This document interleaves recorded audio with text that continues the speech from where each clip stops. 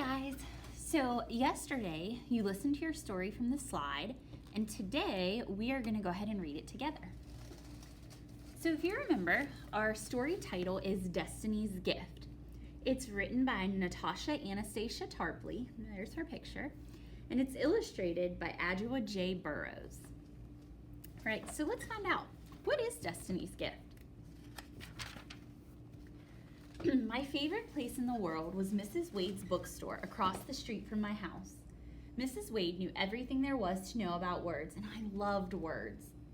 I went over to Mrs. Wade's every Tuesday and Saturday. As soon as I walked into the store, the wind chimes above the door tinkled a special hello. "Hey there, Destiny," Mrs. Wade would call out and stop whatever she was doing to give me a big hug.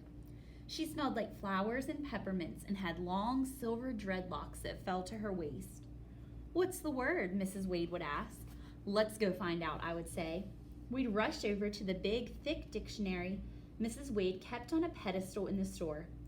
I'd close my eyes, open the dictionary, and point. Whatever word my finger landed on was our word for the day. Mrs. Wade always helped me with words I didn't understand. We sounded out each word and picked it apart like a puzzle until I knew all there was to know about the word. I wrote down everything in my notebook, which I carried everywhere I went. Man, she really does love words. When I wasn't writing words, I was reading them, gobbling them up from the pages of books as if they were candy. Mrs. Wade always gave me new books to read. She even introduced me to real authors who came to read their books at her store. I liked to talk to them because they loved words just like I did. That's how I decided I wanted to become a writer when I grew up. On Saturdays, Mama and Daddy let me stay at Mrs. Wade's until closing. I helped Mrs. Wade around the store. I watered the plants, fluffed the big comfy pillows where people could sit up and curl and read on the floor. Then Mrs. Wade and I would put the new books on the shelves. Sometimes I'd open a book, stick my nose in between the pages, and take a big whiff. It smelled like ink and grass and the old clothes in my granny's closet. The crisp paper felt like autumn leaves between my fingers. The part I liked best about these Saturdays was the end of the day after all the customers had gone. Mrs. Wade would set up a tray with peppermint tea and butter cookies, the kind with a hole in the middle. We would drink our tea and pretend the butter cookies were diamond rings on our fingers. Then I would read to Mrs. Wade from my notebook. She'd listen to my stories and poems with her eyes closed. I'd imagine I was a famous author reading to a room full of people. Sometimes, after I finished reading, Mrs. Wade would open her eyes and say, "Words are a very powerful gift." I wasn't sure what she meant, but I felt very important indeed. Then one Saturday, everything was different when I got to Mrs. Wade's store. Instead of talking to her customers or unpacking new books as usual, Mrs. Wade was reading a letter and looking very sad. She put away the letter and smiled when she saw me, but I could tell she wasn't her usual cheerful self. Later, while we had our tea, Mrs. Wade told me what was wrong. She took my hands in hers, and we sat with our knees touching. "Have you ever had a really tough assignment in school, but no matter how hard you try, you just can't seem to figure it out?" she asked. I nodded. Math problems were always like that for me. "Well, I've been trying for a long time to figure out a way to keep the bookstore open, but I haven't had much luck," Mrs. Wade said, sighing. "My landlord is raising my rent, and I can't afford to pay the new amount.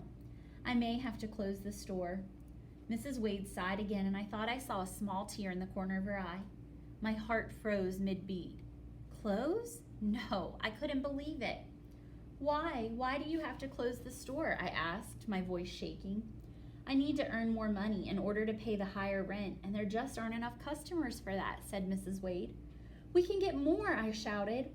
"We'll see." Mrs. Wade smiled a sad smile. "We'll see."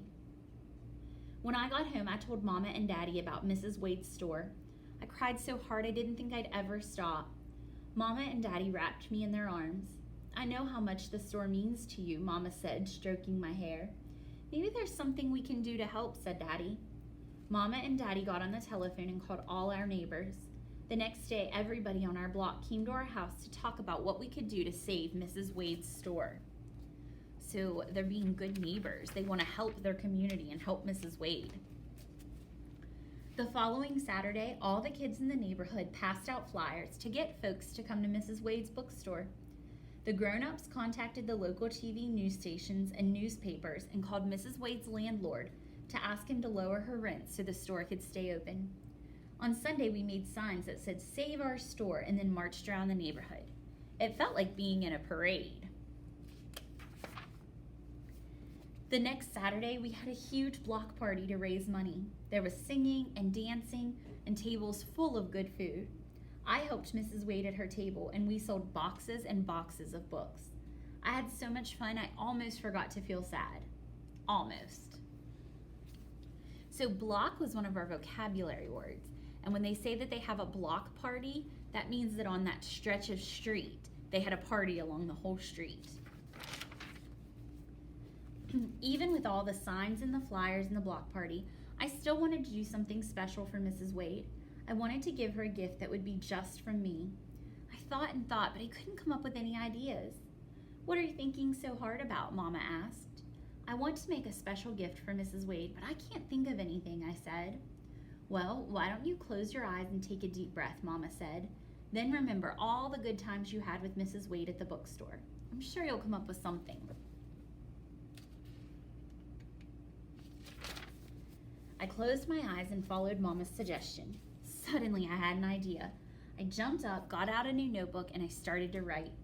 I wrote down everything I loved about Mrs. Wade's store, from the sound of the wind chimes hanging on the door to the smell of the brand new books and Mrs. Wade's peppermint tea. I wrote all afternoon and all evening long. Mama and Daddy even let me write during dinner.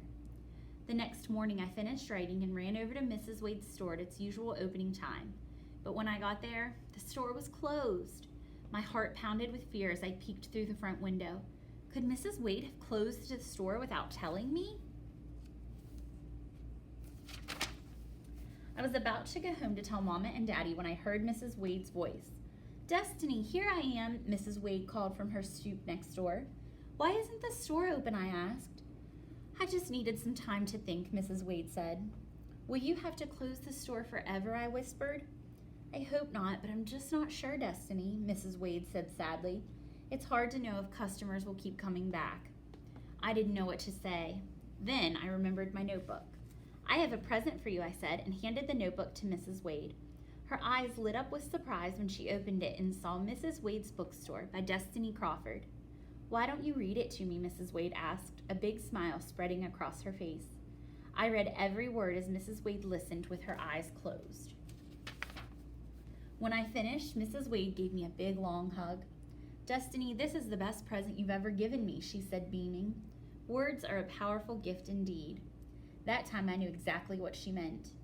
Mrs. Wade and I don't know if the store will close, but until then we're going to keep reading and writing and gobbling up all the words we can. The end. So that's kind of a different ending, isn't it? We don't really know if there's a happy ending. So I want you to think, in your mind, your opinion. Do you think Mrs. Wade has to close the bookstore, or do you think it's able to stay open? Take a second and think about it. I like to think that she's able to keep the bookstore open. I love bookstores, and it makes me sad to think that they might have to close. All right. Thank you for listening, and on our next video, we're going to talk about our vocabulary.